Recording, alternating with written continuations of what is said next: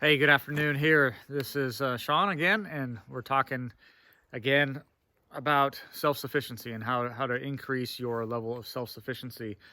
Yesterday, I talked about victory gardens and the idea of basically planting a vegetable garden. And that was kind of a throwback from, the World War eras where people planted gardens in order to reduce pressure on the food supply, be able to grow food for themselves and their families, etc. All those good reasons. What was also common during that time is the government actually wanted people to keep livestock as well, small livestock, chickens, etc. For example, chickens or ducks. So for this video, your next level of self-sufficiency is based on small livestock, keeping, say, chickens. Or yep, I heard the ducks. They're coming too. And where are they at? There they are. Sorry. Okay, so chickens or ducks, small flock. So if you kind of look back on that era and you see some of the posters and things, and what was common is to keep chickens, to keep a family in eggs. And they kind of use some basic numbers, and they would say 2 hens per person keeps someone in eggs. Now, back then, chickens were not as, I say, well-bred. I don't want to say that, but they were bred differently back then. And nowadays, our current breeds produce even more eggs than they did back then. Okay, but that's really not that important. Honestly, for a small backyard flock, what is important is having enough to keep your family in eggs. And so you kind of think about it like this. If you use that 2 hens per person, I don't think you even need to do that. That would work well for you. So for example, if you kept, say, a family of 4, kept 2 hens per person, 8, and maybe you had a rooster, maybe not. And each bird only had laid 3 eggs per week. Well, that would give you 24, 2 dozen eggs per week, okay? Most will actually do a little bit better than that, 4 eggs per week, let's say. And again, I'm talking about averages over time, right? There's times where hens will lay much less, and other times when they're laying more like 5 or 6 a week. Okay, so keeping chickens or ducks is a great way to increase your self-sufficiency. It does not take that much to take care of a small flock. Okay, when you start getting into larger flocks and things, and you've got to do it a little bit differently. We're pretty lax here. You can see right there, we don't have very many birds.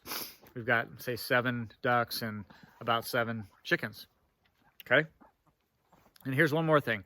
In England during World War II, they, like we did with chickens, they wanted their citizens to keep rabbits. Okay, they wanted them to keep meat rabbits, in fact. And it was to reduce the pressure on their system, okay, their rationing. And so they would keep meat rabbits. Okay, that was very common back then. And so that's another option to help you in your self-sufficiency, is to keep a small amount of rabbits. Okay, so breeding stock for rabbits, you could have just, very simple, say 1 buck and 2 does for rabbits, and you will have plenty of rabbits. And you can read up on how to do that. It's pretty simple. Actually, we've kept meat rabbits ourselves. We've raised literally hundreds of rabbits. We don't currently have any rabbits, and so we're not doing that right now. For us, it's a little bit simpler, and it makes sense to grow, to raise pigs or sheep and some poultry. Okay, we usually raise turkeys every year and some other things. But if I had a small space, if I didn't have a lot of room, or if I couldn't have a bunch of noisemakers, I'd raise rabbits. Okay, so even small space. I don't care if you live in a tiny little place in suburbia, you could have meat rabbits, and you could raise a lot of meat rabbits, and no one would know nor care. Okay, so those are some things that you can do. I'm not going to go into the specifics of how to keep a chicken or a duck or a rabbit. There's so much information out there on that. What is important is that it gives you a level of self-sufficiency. Taking care of or providing the needs for a small flock or a small, number of rabbits is quite possible. It's quite simple to do, in fact, even over, say, winter. Okay, so it's definitely something to consider, is keeping a small flock, livestock, chickens, ducks, rabbits. They all have their pros and cons. And again, this video is not for that, but it is to encourage you to think about one of those. Okay, and there's other animals too, but that's in our culture in America, those are kind of the most common. There's places in the world where people keep guinea pigs for meat and things like that, and you can raise a lot of guinea pigs and other animals like that. Okay, so think about a small amount of livestock that you can easily keep even in a very, very small space. It's totally possible, and it will certainly help you develop a level of self-sufficiency. One last thing, talking about self-sufficiency itself. What does that mean? I've been asked that, over the years. It's like, well, what does that mean, self-sufficiency? Does that mean you do absolutely everything yourself? Well, no, that's not what it means. What I think it means is that you're able to provide some of your own needs for yourself, right? And so in other words, you're not completely dependent on, say, the grocery store. Even though we go to the grocery store, okay? We go to the grocery store. We still do, but we grow a lot of our own food here as well. We have propane tanks, and we have our propane tanks filled up, but we also process a lot of our own wood, and so some of our shelter and heat is provided from our own needs. That's kind of what I mean. I mean, it's like, can you develop some of that for yourself? And to the level to which you can do that is the level to which you can be independent. Okay, mostly. And then I don't want to get into a philosophical discussion, but I'll just end it right there, and that you consider looking at small livestock that you can keep. It could be rabbits. It could be 1 buck and 2 does. It could be chickens, hens, where you have, say, 4 hens, right? And it doesn't even need to provide all of your eggs necessarily, but maybe you keep 4 of them, and they're easy, and you can feed them with kitchen scraps, among other things. Or maybe it's ducks, okay? And they all have their pros and cons, and you kind of need to look into that to find out which one is going to be best suited for you and what's going to help you obtain a level of self-sufficiency.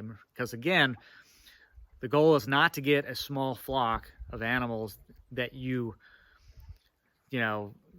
pour lots and lots of money and time into.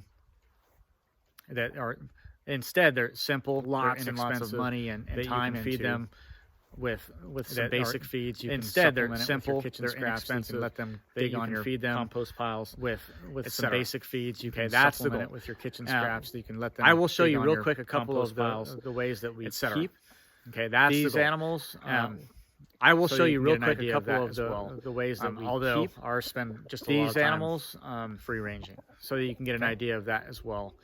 Although ours spend just a lot of time free ranging. Okay.